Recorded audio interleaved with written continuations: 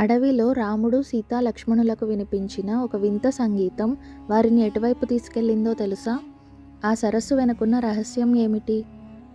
అరణ్యంలో రాముడు, సీత మరియు లక్ష్మణులు నడుస్తూ ఉండగా గాలి ద్వారా ఒక మధురమైన సంగీతం వారి చెవులను తాకింది.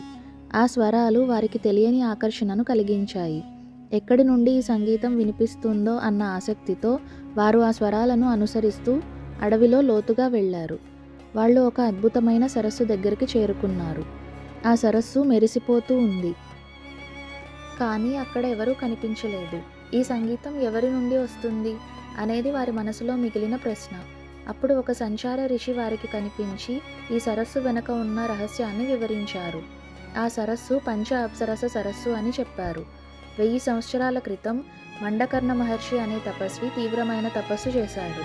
మహర్షి తపస్సు కారణంగా భయపడ్డ దేవతలు అతన్ని తపస్సు నుండి తప్పించడానికి 5 అప్సరసలను పంపారు.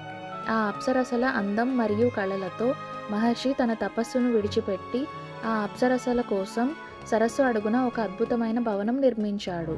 అప్పటి నుండి ఆ అప్సరసలు ఆ భవనంలో నివసిస్తూ, నృత్యం చేస్తూ, పాటలు పాడుతూ ఈ సరస్సు అందాన్ని ఇంకా పెంచుతున్నారు.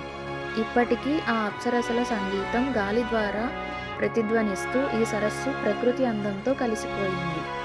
ఈ కథ మనకు మన కష్టసాధ్యమైన లక్ష్యాల నుండి మోహానికి ఎలా దూరంగా ఉండాలో గుర్తు చేస్తుంది.